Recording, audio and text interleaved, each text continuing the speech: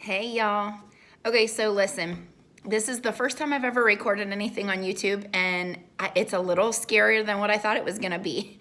So, that student in my gold class that did the YouTube video and decided after watching himself for a couple minutes to cut it, I totally can understand where you are coming from now. But this is gonna be our new normal. So, we're gonna be doing some lessons on YouTube. Or at least I'll be doing them for you. And then we'll also be doing a bunch of stuff on Google Classroom. So hopefully everyone's doing well. Happy Monday. And today we are going back to Tuck, which I'm so happy about because I feel like we left at a really important time in Tuck. And I'm excited to go on to chapter 19. So let's just do a quick review. Let's start with chapter 16. This was when Natalie told us about the constable, and the constable and the man in the yellow suit ended up riding toward the Tuck house together, and we found out that the constable was just kind of a laid-back guy, while the man in the yellow suit definitely had some kind of a plan. So he decided that he was going to ride up ahead. And the constable told him, make sure that you are not going into the house. These people could be dangerous, whatever. Well, he already knew otherwise, so it didn't make a difference anyway. So he ran on ahead. Then when we jump to chapter 17, this is Winnie's now second morning at the Tuck house. And she goes fishing with Miles. And her and Miles end up not catching anything, but they have a really good conversation about Anna, his daughter, and his son, who would be like 80 and 82 at this point, if they're even still alive. And he actually said that because at that time, we talked about this before, maybe people didn't live quite as long as what they do now. So the chances of those kids still being alive, unfortunately, would be slim. And then I guess it really Winnie does have kind of this moment where the mosquito lands on her leg, and she thinks to herself, if these mosquitoes actually were to live forever and the population would just continue to grow, it would be out of hand. So she's able to relate the mosquitoes living forever to a human being able to live forever, and the overpopulation problems and everything else that comes along with that. So that's 17. Then we go to 18. And 18 you read with a flippity group on, I think, Thursday or Friday. Thursday. It was Thursday. So if you weren't at school on Thursday, make sure you read chapter 18. Stop the video right now, read chapter 18, then come back and watch the rest of the video.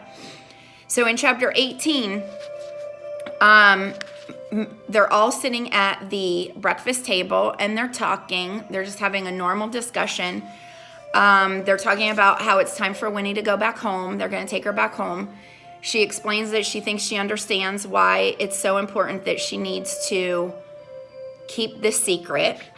And then there's a knock at the door, which the knock at the door ends up being the man in the yellow suit. So just like we said, when he rode ahead with the constable, it definitely seemed like he had a plan. Well, his plan was just to go on without him. So he knocks on the door. The Tucks find it very strange because even since they've lived there, they've never had company. No one's ever knocked on the door before. So it was kind of like this odd sound. And because of the knocking on the door, May ends up dropping her fork and she's like, I'll get it. She goes and gets the door, and the man in the yellow suit ends up saying, good morning, Mrs. Tuck. It is Mrs. Tuck, isn't it? May I come in? How did he even know her name? Did she introduce herself when she was explaining the story to Winnie by the side of the stream? I honestly don't remember that. So could this be the family that he was looking for when he told Winnie way back, good grief, maybe chapter 4, when he was standing at the fence and he was talking to Winnie and said, I'm looking for a family, but never said who? Could this be the family? Could these be the people that he's been looking for? And if he was looking for them, why? Why was he looking for them? Chapter 19 is going to tell us why. All right, here we go. So you need to have your book open to page 93. I'll wait while you get your book open to page 93. It's really important that you do follow along with me on these videos. I know you're going to be hearing my voice, but you heard my voice even at school too while I was reading. You can watch the video again if you want to, but it's important that you read along, because here you're going to be transferring the words on the page into your brain. If you want to watch the video again after we do the follow along, feel free to do that, just so you can kind of listen and relax. That's okay. There is not a packet page for chapter 19. So today you do not have to do a packet page. All you have to do is follow along as I read chapter 19 and then take a break. And tomorrow we will probably read chapter 20 and work on the 19 and 20 in our packets. All right, here we go. Chapter 19, page 93. The man in the yellow suit came into the sunlit parlor. He stood for a moment looking around at them all, May and Miles and Jessie and Tuck and Winnie too. His face was without expression, but there was something unpleasant behind it that Winnie sensed at once, something that made her instantly suspicious. And yet, his voice was mild when he said, "You are safe now, Winifred. I've come to take you home." "We was gonna bring her back directly ourself," said Tuck, standing up slowly. "She ain't been in no danger." You're Mr. Tuck, I suppose," said the man in the yellow suit. "I am," said Tuck formally, his back straighter than usual. "Well, you may as well sit down again. You too, Mrs. Tuck. I have a great deal to say, and very little time for saying it." May sat down on the edge of the rocker, and Tuck sat too, but his eyes were narrowed. Jessie said uneasily, "Who in tarnation do you think—" But Tuck interrupted. "Hush, boy. Let him speak his piece." "Oh, that's wise," said the man in the yellow suit. "I'll be brief as possible." He took off his hat and laid it on the mantel, and then he stood tapping his foot on the littered hearth, facing them. His face was smooth and empty. "I was born west of here," he began, "and all the time I was growing up, my grandmother told me stories. They were wild, unbelievable stories, but I believed them. They involved a dear friend of my grandmother's who married into a very odd family. Married the older of two sons, and they had 2 children." Okay, so I'm going to stop here. Let's make sure that everybody's following along in the same place. So this is where my mind goes as I'm thinking about this. His grandmother was friends with a woman who married into a family who she says was odd. And they had 2 children. So if you're putting 2 and 2 together right now, this man in the yellow suit's grandmother was friends with Miles's wife.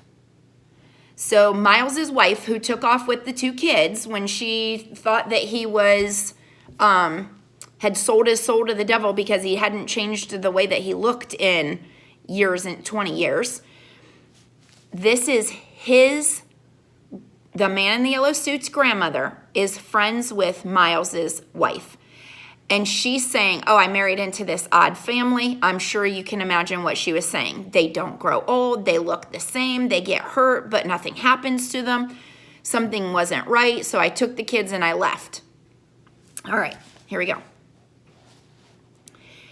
It was after the children were born that she began to see that the family was odd. This friend of my grandmother, she lived with her husband for 20 years. And strange to say, he never got older.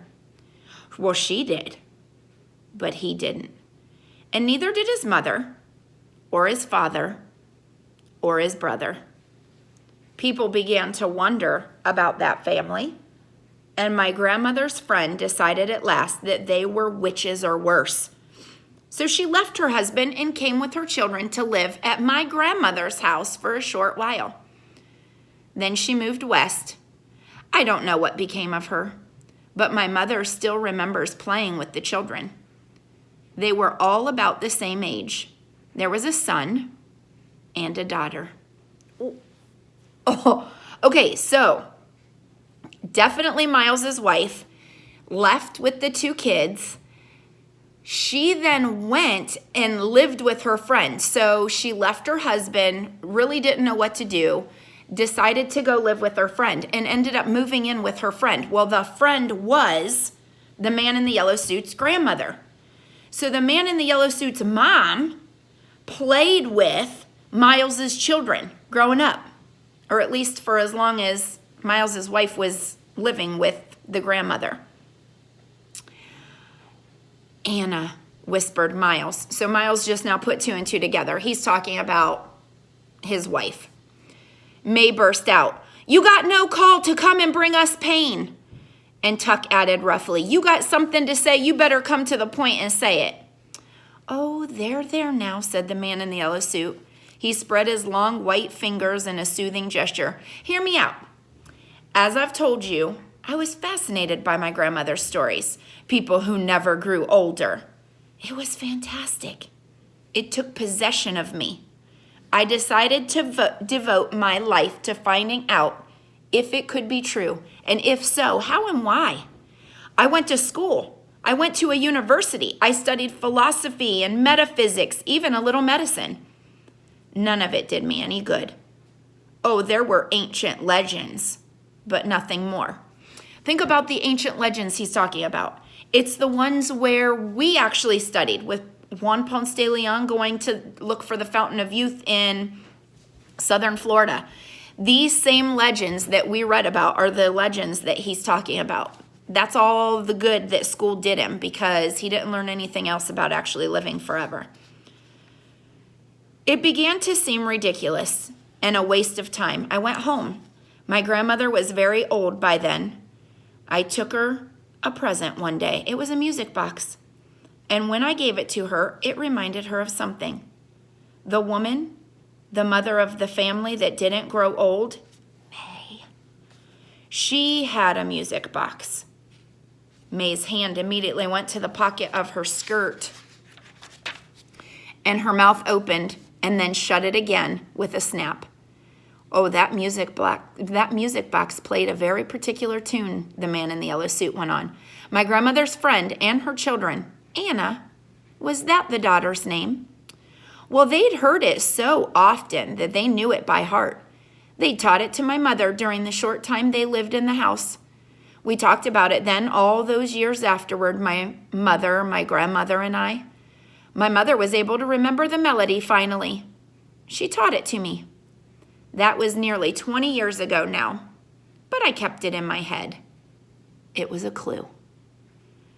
The man in the yellow suit folded his arms and rocked a little. His voice was easy, almost friendly. During those 20 years, he said, I worked at other things, but I couldn't forget the tune or the family that didn't grow older. They haunted my dreams. So a few months ago, I left my home and I started out to look for them, following the route they were said to have taken when they left their farm. No one I asked along the way knew anything. No one had heard of them. No one recognized their name. But 2 evenings ago, I heard that music box. I heard that very tune, and it was coming from the Foster's wood. And the next morning early, I saw the family at last, taking Winifred away. I followed, and I heard their story, every word.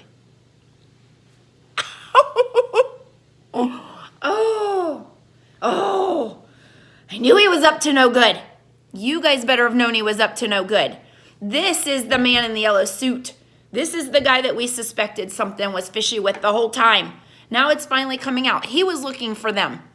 He knew that what he was looking for even before he asked for the wood. It just so happened that those 3 circles, those 3 events that seem unrelated, actually were related, which we knew they were related.